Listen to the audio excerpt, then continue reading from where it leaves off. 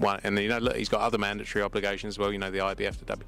But I think the way it was dealt with was very strange by the WBC. In truth, like what is Maurizio Sulaiman doing, going out doing interviews about offers and previous purses? Like that's really not something to be discussed, and it should be a private matter anyway. Dmitry Bivol decided to vacate his BC light heavyweight title and not fight David Benavidez, prioritizing a trilogy fight with Artur Beterbiev instead. His team believed that the Beterbiev matchup offered more significant legacy potential and financial reward. As we start, Eddie Hearn, in a recent interview with Fight Hub TV, shed light on Dmitry Bivol's decision to vacate his BC light heavyweight title instead of defending it against mandatory challenger David Benavidez. Hearn clarified that the main motivation for this action was to concentrate on a trilogy battle with Artur Beterbiev and avoid outside distractions. He emphasized that in spite of what some saw to be a contentious ruling in their previous meeting, Bivol had already defeated Beterbiev and felt the need to put an end to the rivalry once and for all. The trilogy match, in Hearn's opinion, would be a more formidable test and cement Bivol's reputation as the best fighter in the category. He was crowned champion by the WBC. They vacated Bivol's title. What are your thoughts around that whole situation? Very straightforward. We have a contract, and more importantly, we gave our word that we will fight Beterbiev again. His Excellency has done a tremendous job for Dmitry Bivol. We've had 4 fights in the kingdom. When we lost a very close fight against Artur Beterbiev, His Excellency went out and made the rematch when he didn't have to.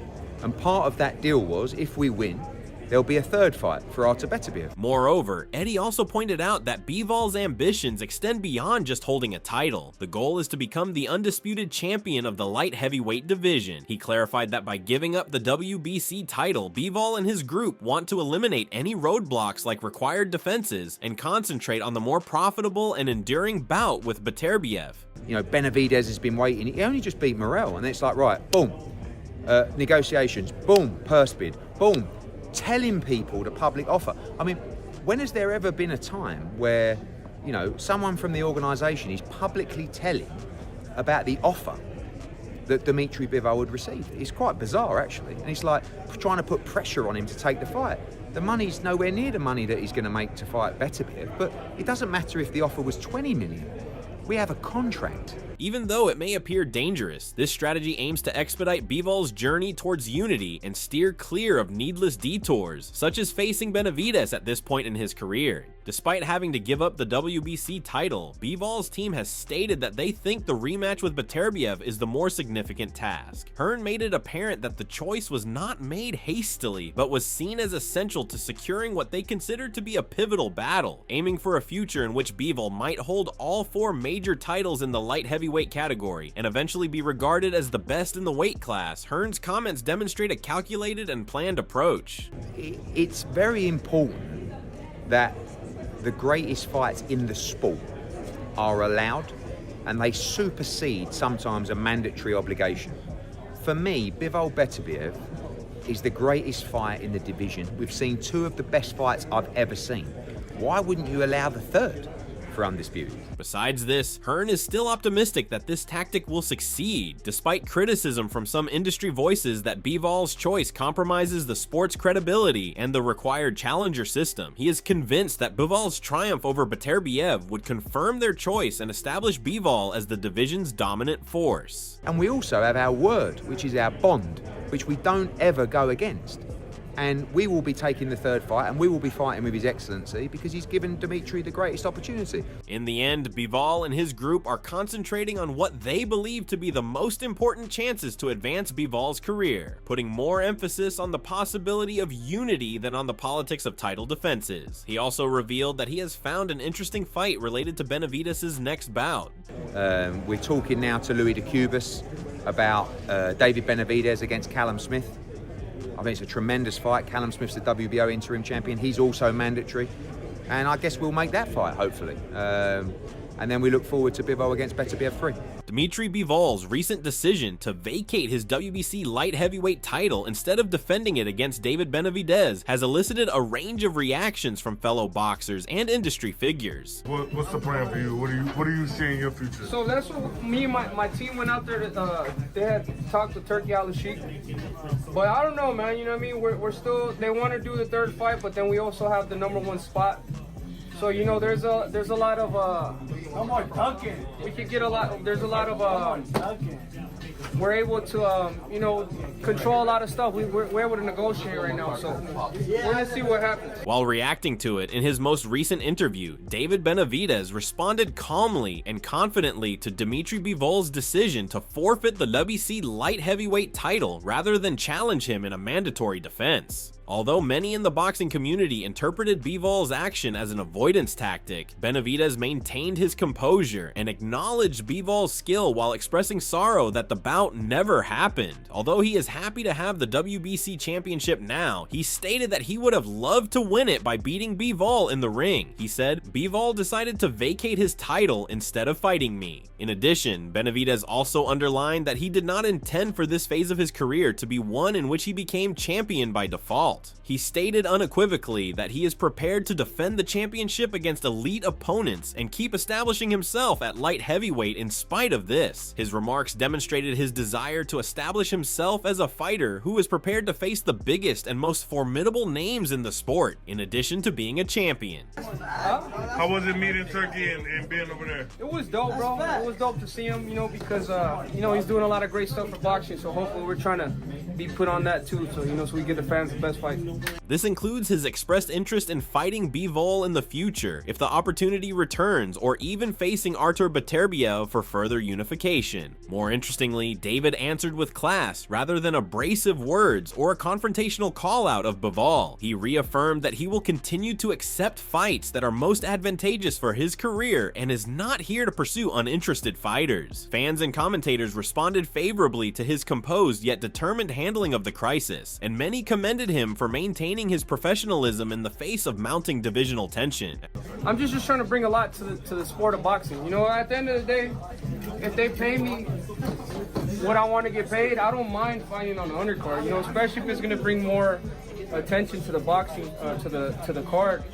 So I'm really just trying to get the fans the best fights possible. You know, yeah. And then just do what I'm supposed to. You know, at the end of the day, we're all supposed to get the fans the best types of the best fights, the hardest fights. So, you know, I'm just trying to live up to everything I've been saying.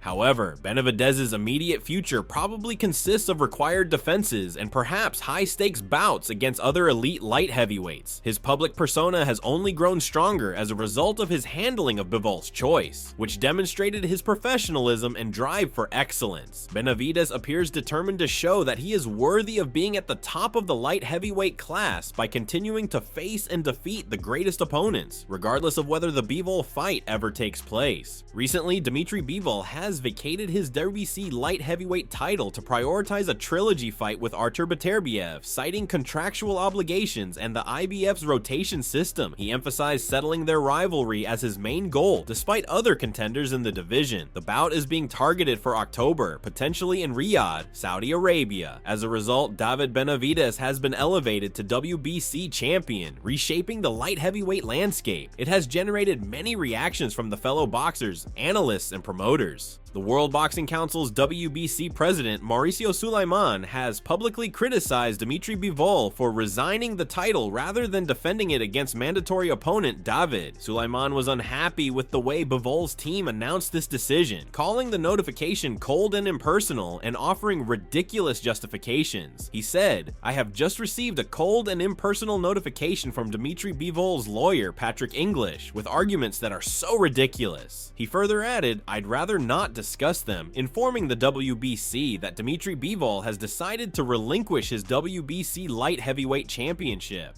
Additionally, following the official letter from Patrick English, Bivol's attorney, Suleiman affirmed Benavidez' promotion to full champion status. He underlined that Bivol had earlier been ordered by the WBC to defend his championship against Benavidez, and that Bivol's decision to give up the title resulted in Benavidez, the interim champion, being promoted. He said, "We confirmed David Benavidez as WBC World Light Heavyweight Champion." Together with this, Mauricio also talked about the larger picture of Bivol's position in the WBC. He restated that although the WBC is receptive to such requests, Bivol had not gone to the organization to ask for a review of his circumstances. Bivol's lack of participation in the WBC process has contributed to the current situation, according to Suleiman. Furthermore, Suleiman expressed disappointment at the state of affairs but wished Bivol well in his future undertakings. He said, "We wish Bivol success." He reiterated the WBC's dedication to following its rules and making sure that champions face off against the best in the division to defend their championships. In response to Mauricio Suleiman, in a recent interview with Ring Magazine, Frank Smith, promoter for Dmitry Bivol, addressed Mauricio Suleiman's comments regarding the WBC's stance on the Bivol-Benavidez fight. Smith underlined that although the WBC has its rules, Bivol's management is focused on strategic career choices. Frank, while discussing David Benavidez' next steps, mentioned that potential opponents could include top British contenders like Callum Smith and Anthony Yarde. He suggested these matchups would be exciting and stylistically strong for Benavidez as he establishes himself at light heavyweight. Smith indicated that while Bivol is focusing elsewhere, Benavidez has strong options to stay active and relevant in the division. Callum Smith against Benavidez would be a tremendous fight. Callum Smith's in a brilliant position,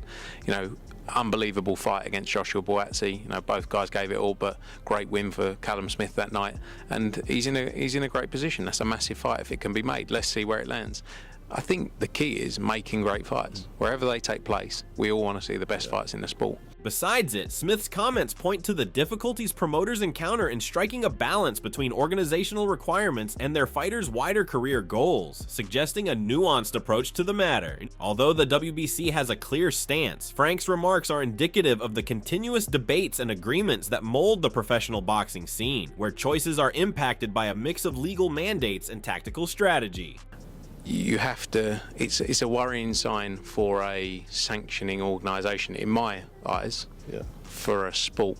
You have to be impartial. Another prominent figure in the boxing industry, Turki Al Sheikh, the chairman of Saudi Arabia's General Entertainment Authority and a major organizer of several recent high-profile boxing matches in Riyadh, publicly voiced dissatisfaction with Dmitry Bivol's choice to forfeit his WBC title and forego a bout with David Benavidez. Al Sheikh, who is well known for helping to organize important fights in the kingdom and for supporting Bivol's career, allegedly withdrew his support from a possible Bivol versus Benavidez fight after the Russian boxer's choice. He said, "I am no longer interested in Bivol Benavidez and I will not bid on it." The action was interpreted as a declaration that elite boxers who wish to be involved in the expanding Saudi boxing scene must take on difficult tasks. Moreover, Al Sheikh was unreserved in his warning that indecision or avoiding major bouts may have negative repercussions, particularly for fighters who had previously profited from the kingdom's financial backing and international boxing platform. He said, "I think Bivol knows who has delivered for him and who hasn't." Furthermore, he gently cautioned Bivol against delaying decisions that would define his career or risk being excluded from upcoming major events held in Saudi Arabia. He said related to it, "My advice to Bivol, don't be late because every day something changes." His actions served as more evidence that boxing in the area is emphasizing significant bouts with international appeal, and that athletes who are not ready to take chances risk being shut out of the sport's new financial. Bivol has been accused by many in the boxing fraternity of avoiding Benavidez. Supporters and experts speculate that Bivol's hesitation to take on Davidis due to the match's perceived risk. Because Benavidez has supposedly had the advantage in previous sparring sessions, some people think Bivol's squad is avoiding him. In conclusion, Dmitry's move has drawn dissatisfaction and criticism from a range of sources, including fans, officials, and other boxers, underscoring the controversial nature of his decision to give up the WBC title. The boxing community will probably be shaken by Dmitry Bivol's decision decision to give up his WBC light heavyweight title and avoid facing David Benavidez. Bivol defies the conventional notion that champions must defend their crowns against elite opponents by opting for a trilogy with Artur Beterbiev rather than a mandatory defense, possibly establishing a precedent for others to place a higher value on profitable matchups or personal rivalries than required defenses. In conclusion, this action creates fresh rivalries and opportunities in the light heavyweight category and makes it possible for Benavidez to win the WBC belt. Bivol's emphasis on legacy will be appreciated by some, but others would criticize him for evading a difficult task. Whether for financial or legacy building reasons, his choice might also encourage other boxers to take charge of their careers. In the end, this choice will exacerbate current discussions of how to strike a balance between boxing's legacy and business.